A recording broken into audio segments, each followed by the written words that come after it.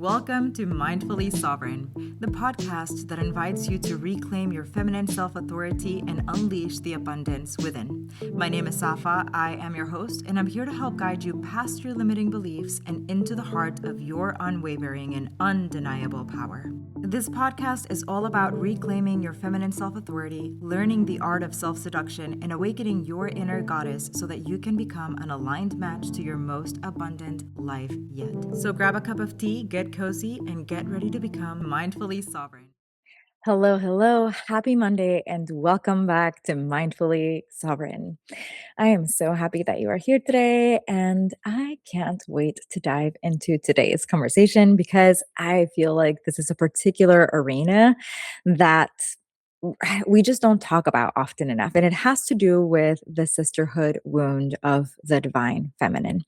There are many different ways in which we can approach this conversation and many different angles and just venues in which we can take it. So bear with me because the whole reason, the whole impetus for me wanting to do this today is because yesterday I was having a conversation with someone and this was what came up. What the conversation was how disconnected we are as women from not just our worth and our voice and our value and the way in which we relate to ourselves, but the level of self-love and self-care and self-devotion that we can actually get to when we put aside all of the patriarchal nonsense that sort of has affected all of us for so long.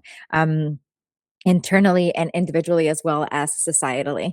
And the reason we were talking about that is because they were sharing with me that they felt as if connection between women is still very frayed at the edges and like it's still lacking some depth, some potency, some tenderness because there is still a lot of competition. There's still a lot of look at what I'm doing versus what she's doing and how much better it is. I mean, that is competition. But the reason I'm framing it that way is because the conversation went specifically in this direction. So what they were telling me was that they were shocked at the amount of videos that they had seen on their social media, specifically from other women kind of coming onto the platform and saying, how old do you think I am? And kind of using that in that moment to say, isn't it amazing how much younger I look versus all of these younger girls? And I'm already like at this age. And I found it a really interesting conversation, to be honest with you, because I get it. Like I see where it's coming from. I can feel those energetic tethers. And to me, what I was telling them yesterday and what I'm going to tell you today is that to me, this is very much the example of the wounding of the feminine that specifically relates to the sisterhood wound. And it also very much points out how just disconnected and in permanent enmity with ourselves we are. Because my take on this is that it's not so much the people are going onto the internet just for attention and just to rage bait, though that is certainly something that happens in social media, as we well know. But that in this particular case, this whole conversation of don't I just look so much younger than my age versus, oh my gosh, how can you be in your 20s and look older than I am? Is actually the same pain point for women in general. And it is that at either point of our lives, we are being told consistently that we are not good enough and also too much at the same time. Now, we've talked about this before on the podcast, but I want to take that deeper because in relation to this, what is happening is, or what I see happening is, that on the one end of the spectrum, women are being told that our value and our worth is completely tied to our beauty, to our ability to birth, and to our ability to provide nourishment, care, and all of these other things for other people at our own expense. And on top of that, If there is something that we all know, whether we realize it or not, it could be very, very unconscious. But on top of that, what we all know to be true is that when a woman reaches a certain age, she becomes invisible. And so it's like these varied things are happening. On the one hand, we have the narrative that if we don't look a certain way, we are just not going to meet the mark. We're like just not going to get there. We're never going to be respected. We're never going to make it, whatever make it looks like in that conversation. It can vary from person to person and time to time. But the point is, it's just not going to happen because we're not thin enough. We're not tall enough. Our boobs are not big enough, etc. You get the idea, right? So the point is, we're just being told it's not going to be enough unless you fit these parameters, unless you look a certain way, unless you check all of these boxes. Nah, you're just not worth anyone's time. Why would you be? And that hurts. So there's a lot of drive and a lot of push in the direction of the industry of keeping women in that box and making her, and then by her, I mean globally women, look the way that some random man somewhere looking at a computer all day wants her to look. And also the the opposite, which is after that. So like not only are you not worth my time if you don't look like this in your quote unquote virile years, just to call them something, but if you're in your verdant years, in your green years of usefulness, right? Whatever the fuck that means. It's so disgusting, but it's true. And we know we've heard this conversation and this dynamic and this rhetoric for a very long time. So on the one hand, we have that. And so like not only that, but then on top of everything, once you reach a certain age, society has made it a point to inform us that at that point, we no longer hold value for society at large. And so women of a certain age become invisible. So what's going on is you have this internal fight of like, fuck, I'm like already being told for a vast majority of my young and then young adult life that I'm not worthy unless I fill in the blank. And then on top of everything, I'm very deeply aware that once I reach a certain age, I'm going to start getting all of the other labels that I don't want, whether it's the spinster, the cat lady, the crazy old bat, whatever it is. I know that that's coming right around the corner. So I'm going to do everything in my power to not look that age. I'm just going to do everything in my power to look the kind of age and the kind of standard that is going to guarantee that I get the most, not just attention, but validation externally from the world around me that is going to give me the most, like, yeah, you're such an amazing woman because you did this. Yeah, I'm going to look for that as desperately as I possibly can. And the industries that benefit from our shrinking down, our disbelief in our own self-worth and self-power, our constant self-vilification and enmity with ourselves, those industries stand the most to win and also to lose from us continuing to believe these narratives. And right now, one of the ways in which these are showing up is in the social media world with this whole like competition, which that's where the sisterhood wound comes in very deeply. Competition against one another, where it's like, no, I look younger than you and I'm older than you, therefore I'm better than you, therefore I'm still relevant, is what that it's what that whole narrative is actually saying. It's these to me are the voices of women who are screaming at the top of their lungs, but most from their soul, really. I am still relevant. I'm fucking valuable. I fucking matter. Like, please notice me. Please see me. Please, like, understand me and see that I am this wonderful creature at the top of their lungs because they feel that pull. They feel the societal pull of like, nope, you're past your expiration date. And so it makes people dig their heels in regard to how at odds with one another we quote unquote have to be, when the truth is we don't have to be at odds with one another at all. At the beginning of the season, when I made the show about shrinking and how this reoccurrence or this reemergence of the heroin chic and all of this is really a reflection of how we haven't gone deep enough to truly heal our relationships with ourselves is. And today it's a very similar conversation.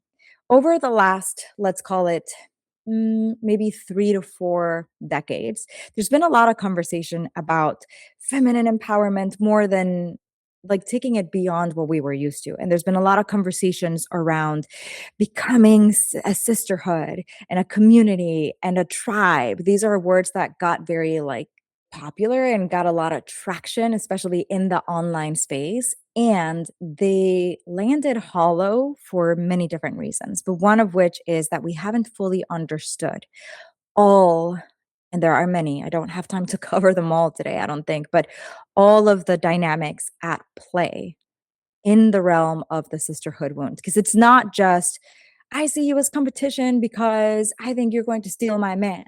It's not just that. It's that we've been so affected over generations. This isn't like new, it's something that's been going on for centuries. We've been affected by the narrative that women can't be friends because they're catty and you can't really trust them. They have always ulterior motives with one another. They're always trying to outdo one another. There's all this lived experience as well of having been bullied by the mean girls in school or the mean girls at the office. One way or another, we've all experienced woman on woman and girl on girl aggression. And so it's one of these things where you might have heard me say before on the pod that what our ego does really well as a way to try and protect us is tell stories. And so what the ego does is it recognizes things. So it'll experience something. Say for example, you are in preschool and one of the girls from your class grabbed your dolly and ran away or pulled your hair and made you feel awful. So your ego is going to take that occurrence and create a story around it, a whole narrative. It's going to tell you, oh my God, girls can't be trusted because this, and it's just going to build a case for that, which means that it's also going to go looking for a repeating pattern in your life to show you, like, you see, I told you, you can't trust girls because they pull your hair. You can't trust girls because they're going to steal your toys. And so, and it adds on as you grow and it takes on more depth and it takes on more nuance and it takes on more stuff that then we look at, and that lens of that story, that's the thing that through which we look at the world around us. And so it becomes this certainty. It becomes this thing of like, no, I know for a fact women cannot be trusted. I know for a fact women are in competition with each other. I know for a fact women are catty and they're awful and they're mean, and you just can't be around a group of friends because there's always someone who's going to be exclusionary, and making friends gets really difficult. Having friends is fucking impossible.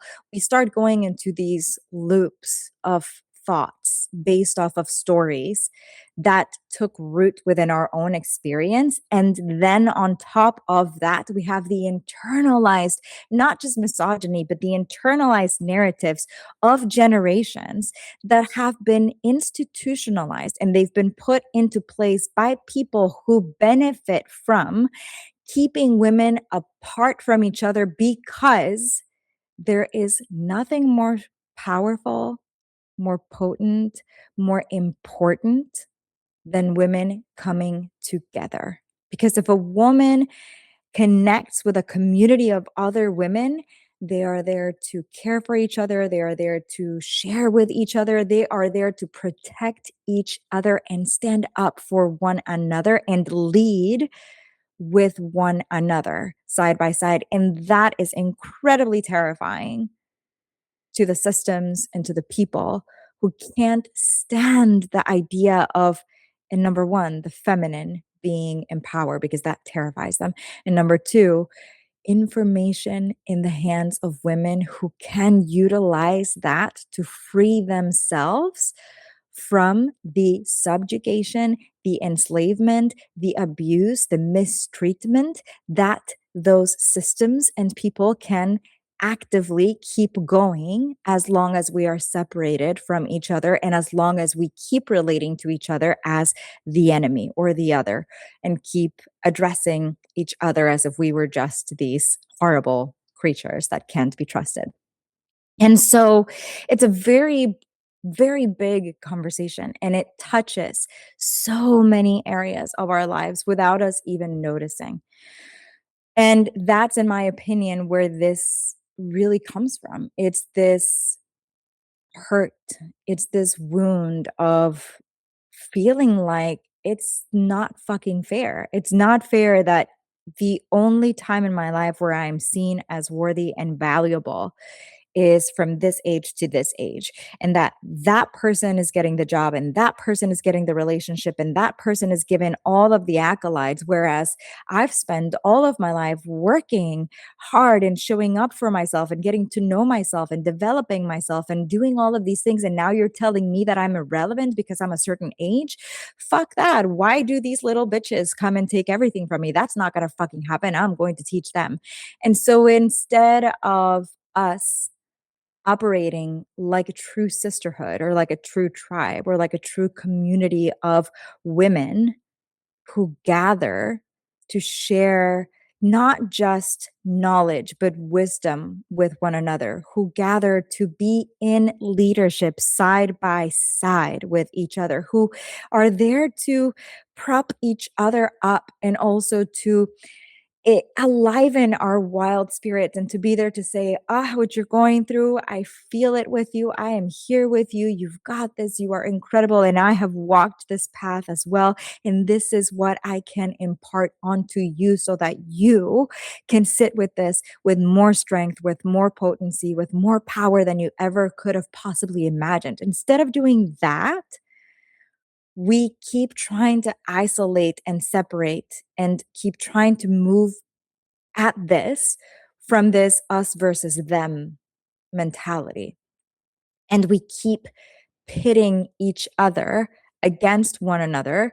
And even though we've talked about this, I mean, the fact that the movie Mean Girls addressed this head on so long ago, right? And this was a conversation that we were starting to sort of dip our toe in. And yet we never went deeper with it. It's kind of the same thing as what we were talking about with the first episode in terms of we addressed the issues with expecting a person to only weigh so much and look a certain way, and then that being tethered to our connection to self-love and that not really being enough, and all of the advice that is really not helpful in terms of how to love ourselves for real. It's the same thing in terms of we saw that and we were like, oh my gosh, this girl on girl violence is not okay. We need to stop it. We need to speak against it. We need to move past it. We need to be in solidarity and in sisterhood. We need to work together and cheer each other on and be there for each other and advocate for each other, but only if.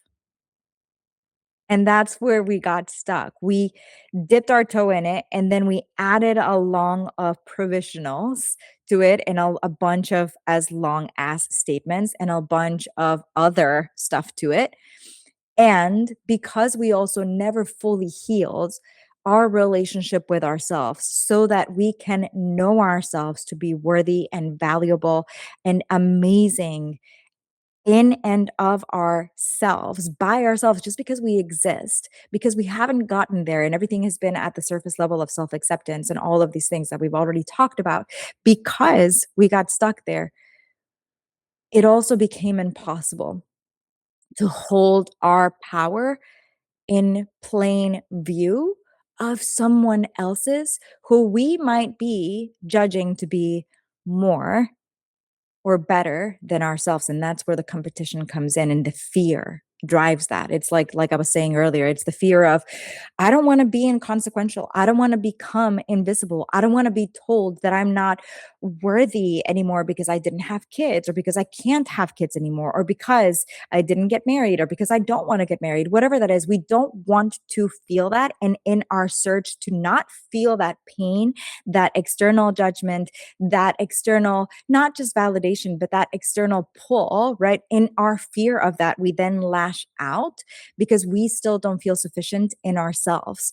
Sufficient to say, these are my sisters and I love them and they are young and vibrant and beautiful. And I am aging beautifully. And I love this new season in my life. And I get to be in the crone energy of the divine feminine. And I get to do all of these things. And I am not invisible, despite what everyone else might try to tell you. I am not. And not only am I not invisible, but she's not less. And she doesn't have to be less in order for me to be seen. I don't need to step on anyone's toes. I don't need to bring anyone down just for me to be seen. So we forget that. We continue to prioritize and to center ideas and people and men in our life in a way that completely robs us of the connection to each other that we so desperately need. I've been running women's circles for a while, but particularly over the last 2 years here in my town of Nashville. Town. It's a city, but you know what I mean, in Nashville. One of the things that I have noticed most is every time I do these circles, how thirsty and how needful and how excited the women are to be in presence of other women and to share. And of course, it's also very scary for them. I see a lot of fear and I see a lot of reservations and a lot of like, "Oh, I don't want to do this. This makes me feel strange and I don't want to be here and this is uncomfortable and I don't like this because I don't like sharing." And I see a lot of that too, but I do see a lot of that yearning, that longing, that it's not even a desperation, but it's a very needful place to be where it's like, "Oh, I just wanna land in a place with women, with sisters, with the feminine who can witness me." And that's it. No one is asking to be fixed. No one is asking for things to be perfect and for everyone to become best friends forever or to have some sort of, you know, exchange that is going to be sealed by blood that is going to make them a coven in perpetuity. I don't it's not that. It's literally just the need and the want and the longing and the desire to be seen and witnessed by other women, period. Just that, just witnessed, just listened to. And it is just such potent medicine. We need it so much. And yet we don't really let us go there because we're so afraid. And we're so afraid of getting hurt, and I get it because I mean, listen, I was that kid who got bullied a lot when I was little, yeah? So I understand where this resistance comes from. In fact, that's why when I was younger, my friends were guys because they were the only ones who were not mean to me at the time. I had 2 really good girl friends, one of which I saw sporadically only, and one who like just still to date has my entire heart and soul, and she's no longer with us, but she really saw me and she was that sister energy for me, but everybody else were my guy friends because I didn't feel like I fit in with the girls. They never made me feel welcome when I was young. And so I understand where this comes from. And I even experienced that in my young adult life as well. And it's challenging. It's really difficult. I probably allowed myself, not probably, I also did allow myself to be at the effect of ridiculous male-centered jealousy and competition. And also too, as an actor, this is also a thing in the acting communities. Because of that, I was very, like, into the competition against other women in my young adult life, and it just left me feeling so depleted and lost, and it didn't serve anyone. It didn't serve me for sure. It didn't make me feel any better. It was a way of trying to appease the parts of myself that still felt very much inconsequential and unimportant and horrific because remember, I used to hate myself. And so it just allowed those parts of self to then latch onto the attack against someone else as a projection, essentially, of I hate myself. And so therefore I'm going to lash out and act this way because I'm going to put this onto you and pretend that you're the problem when that's not really the case. So I understand where a lot of this comes from. And I, in a very real way, I have felt and experienced this in real time. And I am here to tell you at the other side of that, that building female friendships and community and allowing yourself to witness and to support and to love on and to be a part of the feminine community has been one of the single most healing and powerful things I have ever allowed myself to do in this life. And sometimes people do only come into our lives for a little bit, and sometimes disappointment is going to be there, of course. It's not something we should be afraid of. We are going to experience disappointment in this life. We are also probably going to disappoint other people in our lives. And we are not going to be perfect, and other people are not going to be perfect with us. And sometimes hurt is going to happen and miscommunications are going to happen. And that's part of living. But that doesn't mean that because of those things, we should not be friends or be in sisterhood with other women. It just doesn't mean that. I think we just let it be that way because it's simpler. It's easier on me if I say, oh, women are awful. They're just not to be trusted. It's really difficult to make female friendships. They're just not sustainable because we're always competing with each other. And then someone's always trying to outdo one another. And I just can't be happy for her and she can't be happy for me. It's easier for me to say that than to put in the effort to develop connection, to develop sisterhood, to develop an equanimous and equal and beautifully balanced partnership with the women in my life because that takes radical self sovereignty, personal sovereignty, radical accountability. It takes radical self love. It takes a great deal of presence and a great deal of courage to ask questions when we are uncomfortable, to observe patterns that might be occurring in real time, to question the things that we have sort of taken for granted and that have us enslaved in a way to reactivity when we are amongst other women. It asks us that we be honest with one another, that we have the difficult conversations, that we be happy for the other person when we are not ourselves, that we rejoice in someone else's success, even if we feel like we are failing. And that's difficult. That takes a lot. And it's a beautiful aspect of personal sovereignty. And it's a key element in the way to heal the feminine wound of the sisterhood wound.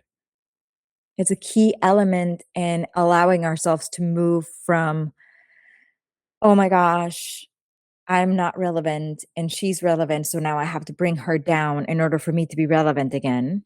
And instead go, we are all worthy and amazing and relevant and beautiful and worthwhile.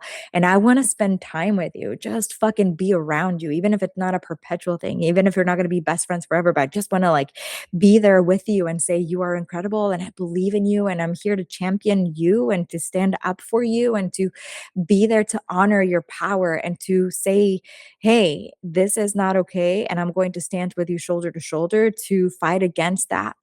And that's important. We can't allow ourselves to get lost in the narratives of old anymore because the more we do, the more we regress. Just like our foremothers fought for our rights, they also fought to be able to have sisterhoods that were impactful, that felt realivening, that were basically in the spirit of the wise ones who came before us, who did gather in circle and imparted wisdom heart to heart, soul to soul.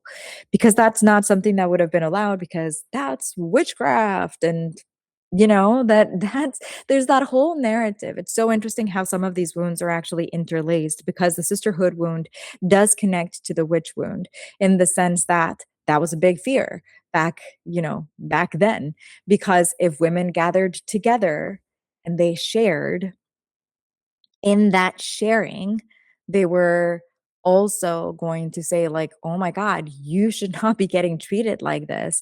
Let's do something about it." And that was like a big no no. Also, too, if women were gathering together, they were quote unquote invoking the devil, because why? Because when women come together, we really are powerful. We really do have an energetic affectation or an energetic effect in the world around us. We create ripples when we come together. We do in the whole world.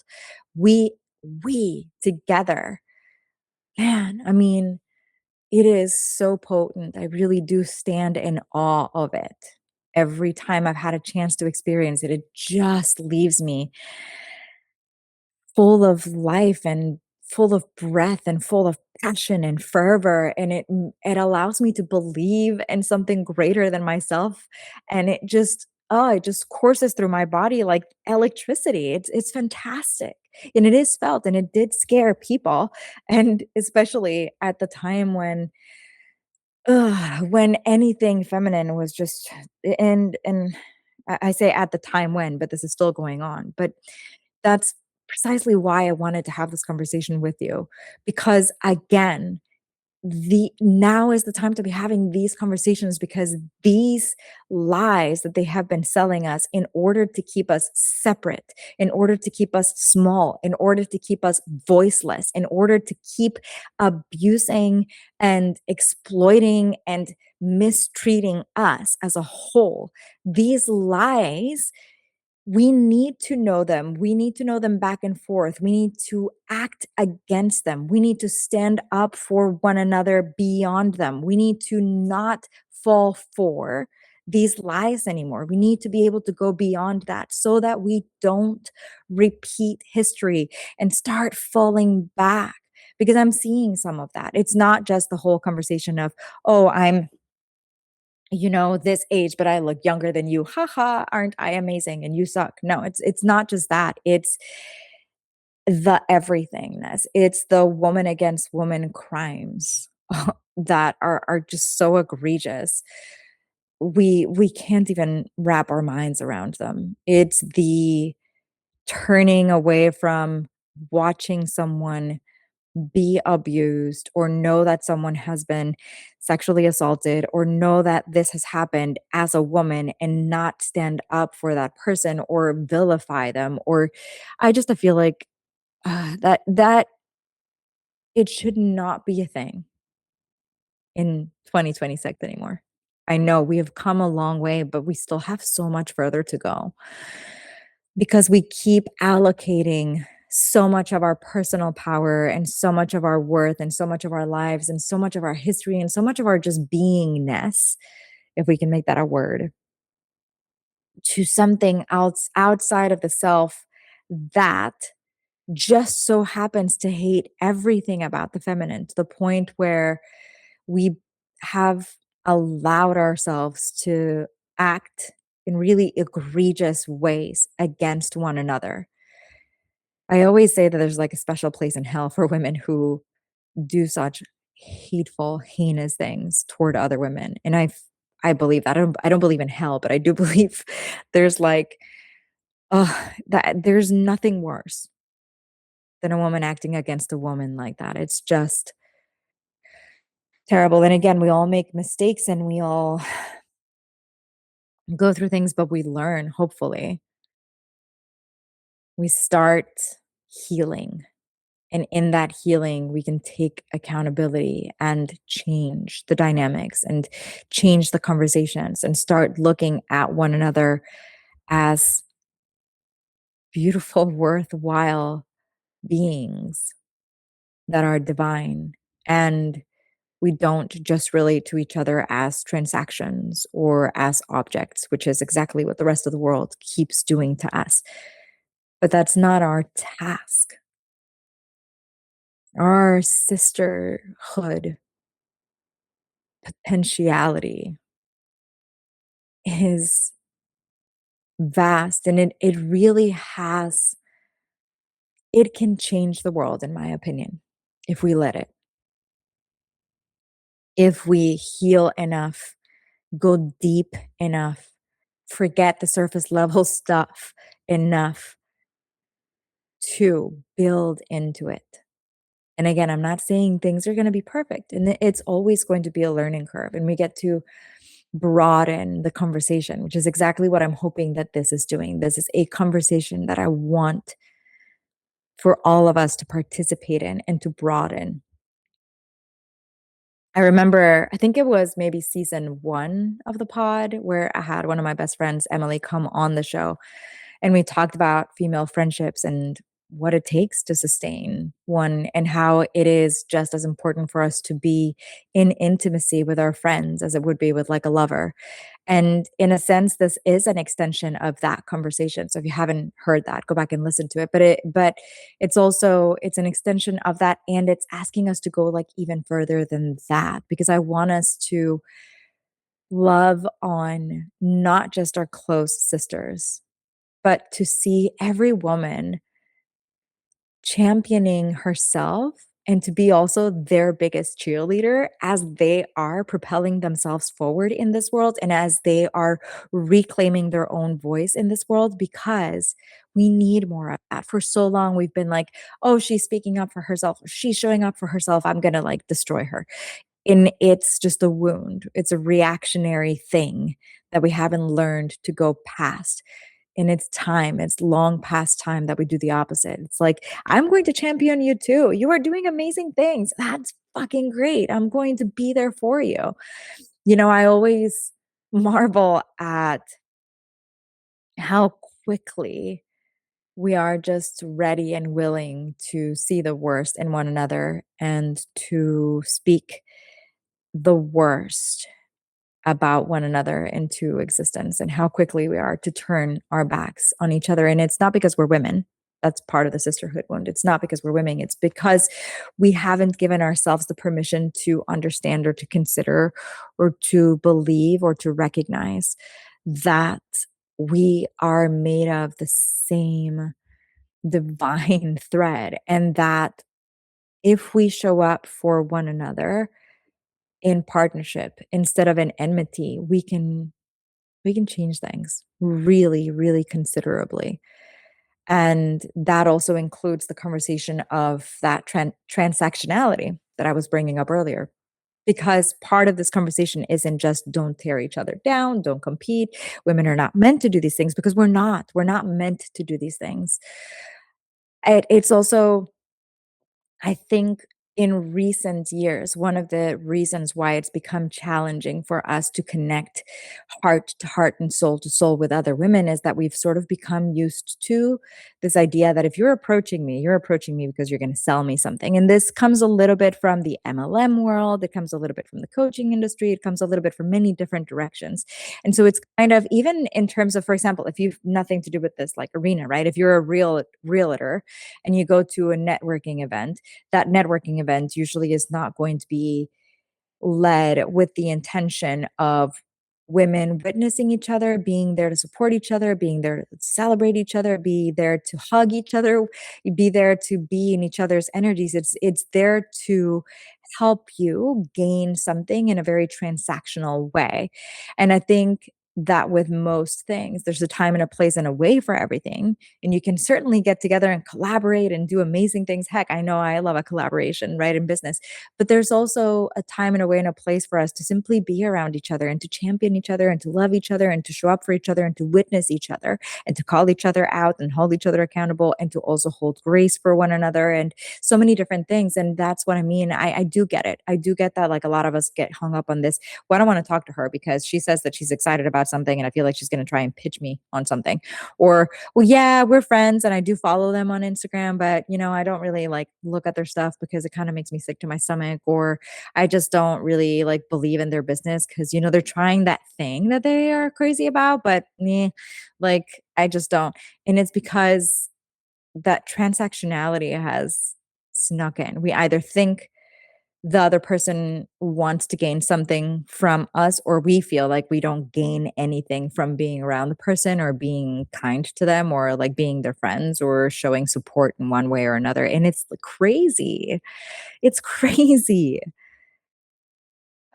Why?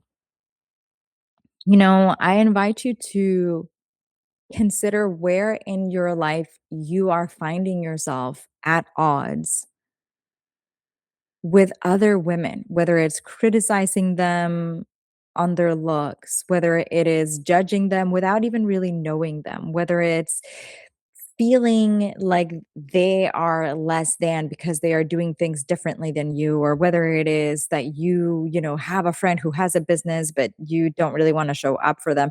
I would question what is going on internally for your peace of mind, for your expansion, for your development, for your ability to live life in a way that feels truly enriching and fulfilling and alive.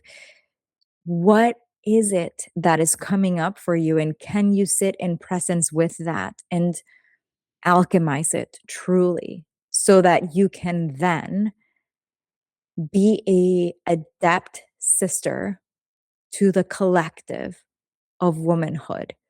And what that gets to look like is up to you.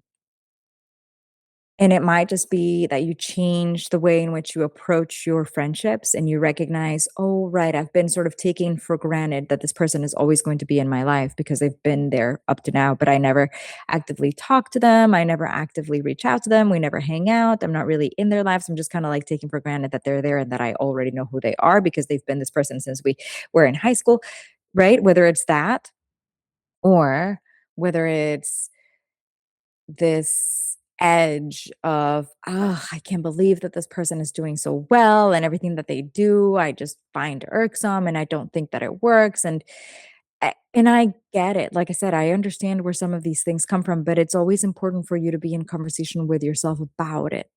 Why? Like what is coming up for you? And in which way is this actually serving you? Because 9 times out of 10, you're gonna realize it's not. Of course, I'm not saying make bad behavior permissible. No. But what's the point of dogging after someone? What's the point of pretending that you want to be around someone when you don't? What's the point of just hating on someone simply because you feel less than, or because you believe that you are more than, or because you haven't had the chance or the time to really be in presence with who you are as sovereign of your life and choose to see the women in this world as valuable and worthy, period, outside of what they can contribute, what they believe in, like all of these things. It's like, when do we start opening the door to the possibility of loving and witnessing each other beyond the expectations, the transactionality, the whatever it is that is getting in the way? And when do we actually start flipping the narrative of women can't be trusted, women are catty, women are all these things on its head, and realize that this is just a fucking trap for us to stay away from each other? Because if we are in close proximity with each other, we are going to talk, we are going to save lives, we are going to stand up for what is right, we are going to believe in each other, we are going to amp each other up, and we are going to finally be as amazing as we are, instead of believing that we have to continue to be small and shrink and back away, and it's all hyper dependent on the externals and all of that. So, again, I just encourage you to pause today for a little while and observe where in your life you are at the effect of the sisterhood wound and what that is looking like in your space. Because could be something completely different from what I've mentioned, but you can say, oh, you know what?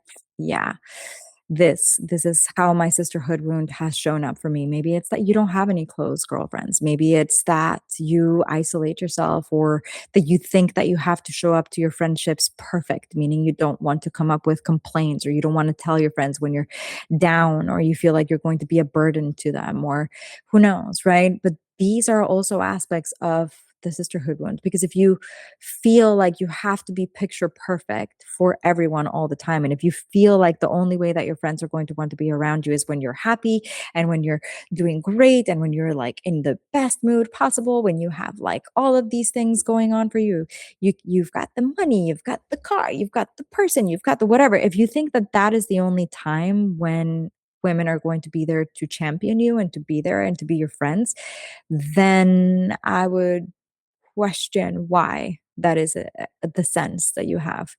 Maybe you feel like someone in your close circle of people is intimidating, and you don't know why. That could also be a part of the sisterhood wound. You want to figure out, why am I labeling this person intimidating, and what is it that being around them is bringing up inside of me? Because at the end of the day, it's all about you. You are the sovereign of your life. You're the one who's leading the charge. And so you get to explore these things. And by exploring them, you are in effect healing that wound on a deeper level, so that these things don't keep reoccurring. And then you can look at someone who is in their 70s, 80s, 60s, 50s, 40s, 20s, and be like, yeah, every iteration of this woman is amazing, and I am there for them, and I am there with them, and I am going to stand up when something isn't okay, and I am going to say fuck the patriarchy, and I am going to say, let's look at what is right, and I'm going to be there for the women in this world,